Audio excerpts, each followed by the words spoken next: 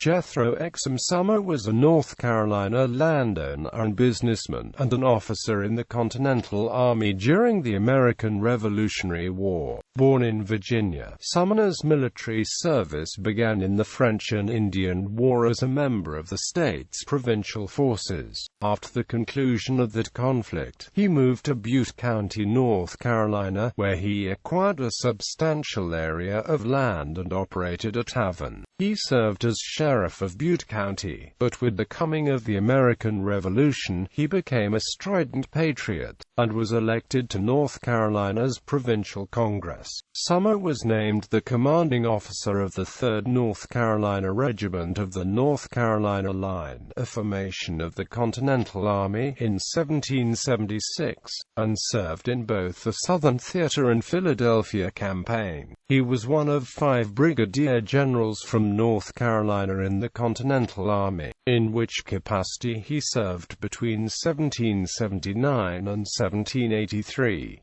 He served with distinction in the battles of Stono Ferry and Eutaw Springs, but recurring bouts of poor health often forced him to play an administrative role, or to convalesce in North Carolina. Following a drastic reduction in the number of North Carolinians serving with the Continental Army, Sumner became a general in the state's militia but resigned in protest after the North Carolina Board of War awarded overall command of the militia to William Smallwood, a Continental Army general from Maryland. After the end of the war in 1783, Sumner helped to establish the North Carolina chapter of the Society of the Cincinnati, and became its first president.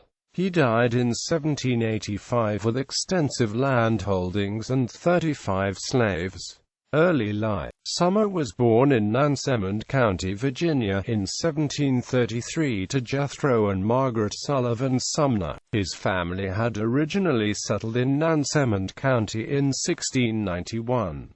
Between 1758 and 1761, during the French and Indian War, he was a lieutenant in the Virginia Provincial Forces in Pennsylvania under the command of William Byrd III. On November 25, 1758, Sumner participated in the capture of Fort Duquesne. He was made commander at Pennsylvania's Fort Bedford in 1760.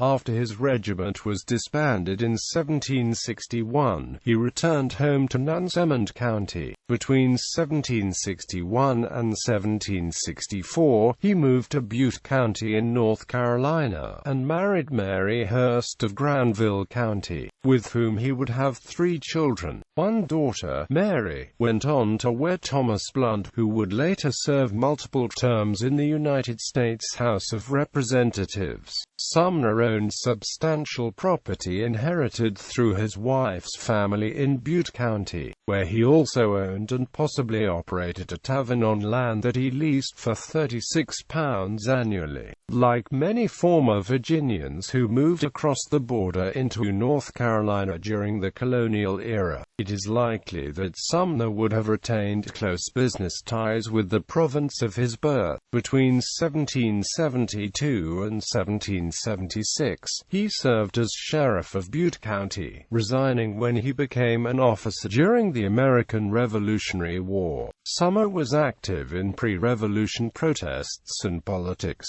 as he believed a separation from Great Britain was inevitable. American Revolutionary War. In 1775, the North Carolina Provincial Congress passed legislation to raise militia forces throughout the state, and to that end it organized 6 militia districts, including one centered on the town of Halifax, which contained Sumner's home. The soldiers comprising the militia throughout the state were to enlist for 6-month periods. Sumner was chosen to be a major in the Halifax District Militia, and was instructed to drill his men so that they would be prepared for the expected conflict. Between August and September of 1775, he served as Bute County's representative at the Third North Provincial Congress. In November 1775, Sumner summoned his militia into active service, and marched north to join Robert Howe in capturing Norfolk, Virginia. On April 4, 1776, after the American Revolutionary War had been raging in Massachusetts for nearly a year, the Provincial Congress at Halifax chose Sumner to be colonel, and thus commanding officer, of the 3rd North Carolina Regiment. He likely participated in the defense of Charleston against the British invasion attempt in 1776,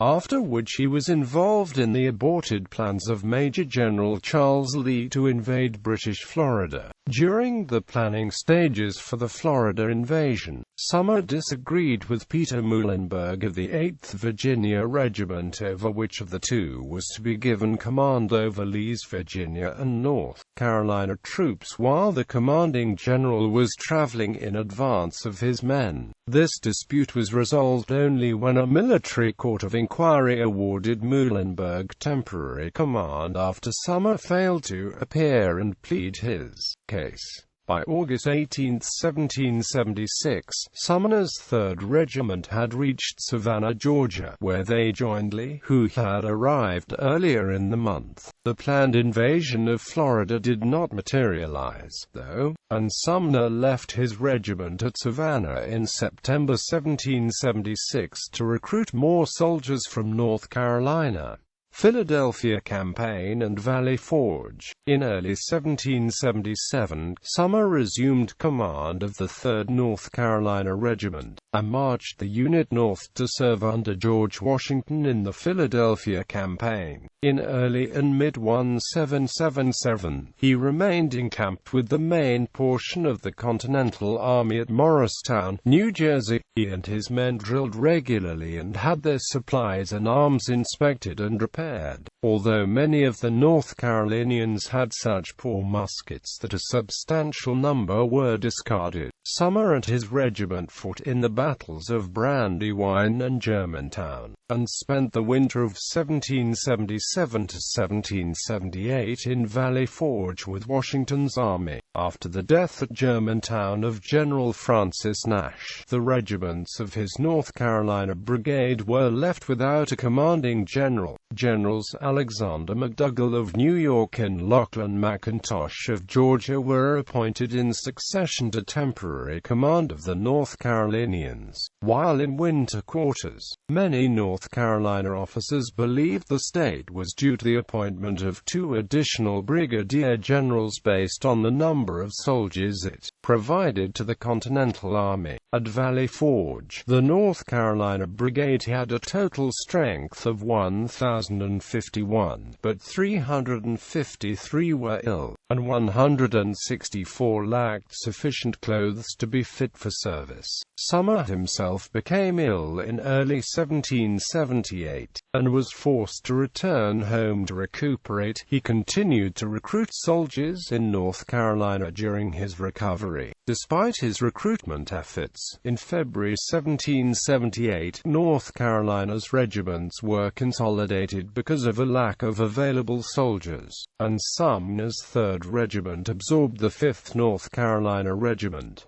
Promotion and campaigning in the Carolinas. Although North Carolina believed it was owed additional general officer positions, conflicts between members of the North Carolina General Assembly over who was to be considered for the positions stalled the appointment of officers to assume those positions. Thomas Burke, one of North Carolina's leading delegates to the Continental Congress, apparently lacked interest in any of the suggested candidates. To complicate matters further, Alexander Martin, once a leading candidate for generalship, resigned after charges of cowardice were leveled against him, and was no longer seen as an appropriate candidate. The General Assembly deferred discussion of possible replacement generals for more than a month after convening on November 7, 1777.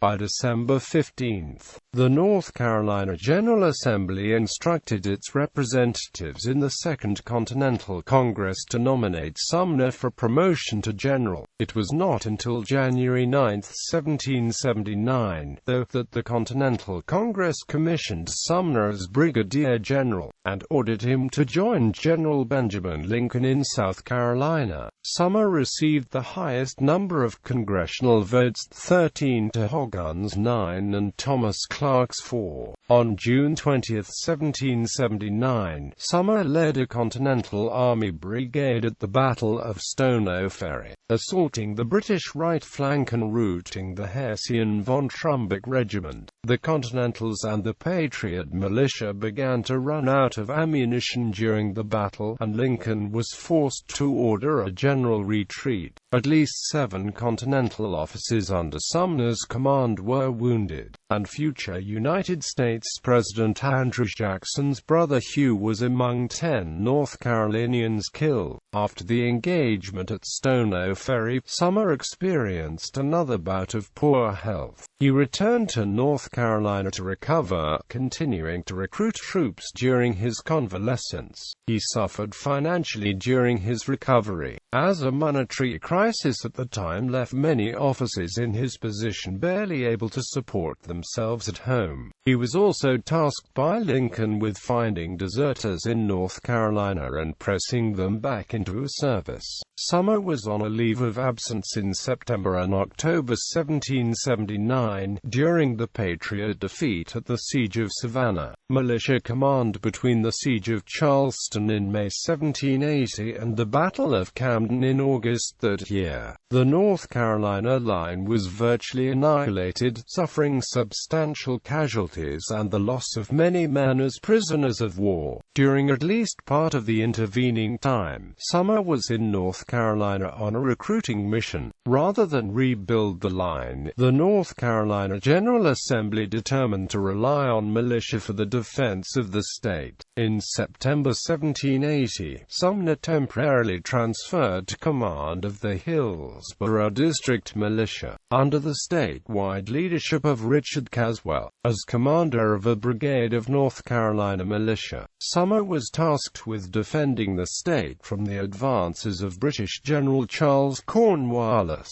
but the militiamen were poorly equipped and ill-trained. In late 1780, the North Carolina Board of War removed Caswell from command of North Carolina's militia, and the General Assembly awarded command of the militia to Continental Army Brigadier General William Smallwood of Maryland. Citing the Assembly's lack of confidence in their own state's military commanders, Sumner was further offended when command of the dwindling number of North Carolina Continentals in the Southern Theater was given to Smallwood as well. Despite persistent urging from Alexander Martin and others, Sumner resigned from his militia command in October 1780, and returned to the Continental service. A political backlash by prominent militia commanders like Caswell and Martin and the supporters led to the abolition of the Board of War by the General Assembly soon after Sumner's resignation, and Caswell in particular came back to power on the board's replacement organ, called the Council Extraordinary.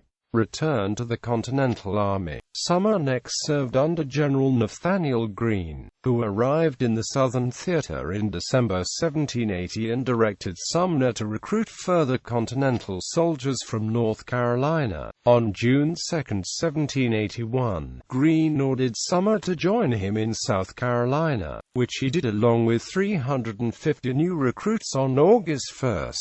Despite the passage of a draft law in North Carolina, the number of men under his command fluctuated from day to day because of both temporary and permanent desertions. These desertions eventually elicited his personal apology to Greene, as Sumner felt unable to control the ebb of soldiers in camp. On September 8, his regiments were positioned on the right flank of the Continental Army at the Battle of Eutaw Springs, where his unit served a vital role in halting several British assaults. Greene commented on the North Carolinians' actions at Jethro Springs, stating that they fought with a degree of obstinacy that would do honor to the best of veterans. Following his success at Jethro Springs, Sumner was made commanding officer of Continental Army forces in North Carolina by Greene in 1781. Greene primarily wanted him to regain control of the military situation in the state, as then-governor and former Continental Congress delegate Thomas Burke had been captured by David Fanning in a stunning daylight raid on Hillsborough, North Carolina on September 12, 1781. Combat between the British and Continental armies effectively ceased in late 1781. After that point, Sumner failed to make any reports to Greene, who remained his commanding officer for several months at a time, partly because of Sumner's recurring bouts of illness. Post-war activities, death, and legacy. Following the war's end in 1783, Sumner returned to Bute County, which had been renamed Warren County after Joseph Warren, the hero of the Battle of Bunker Hill. It appears that Sumner's wife died at some point between 1781 and 1785. For his service in the Continental Army, he received a land warrant on October 23, 1783, which represented compensation for 84 months of service. Sumner helped create North Carolina's chapter of the Society of the Cincinnati in October 1783, and served as its first president. Sumner died in Warren County between March 15 and March 19, 1785, at the age of 52. At his death, he owned 20,000 acres of land in North Carolina and Tennessee, as well as 35 slaves. He was originally buried 8 miles outside of Warrenton, but in 1891 his remains were moved to the Guilford Courthouse battlefield, where they were interred under a monument intended as part of a shrine to patriots. In March 2012, a driver struck Sumner's monument after going off-road to avoid hitting a deer, nearly destroying the stone structure. The monument was restored by May 2012, and Sumner was reburied in a public ceremony. Sumner County, Tennessee, originally in the western portion of North Carolina, was named for him, although Sumner never visited the county.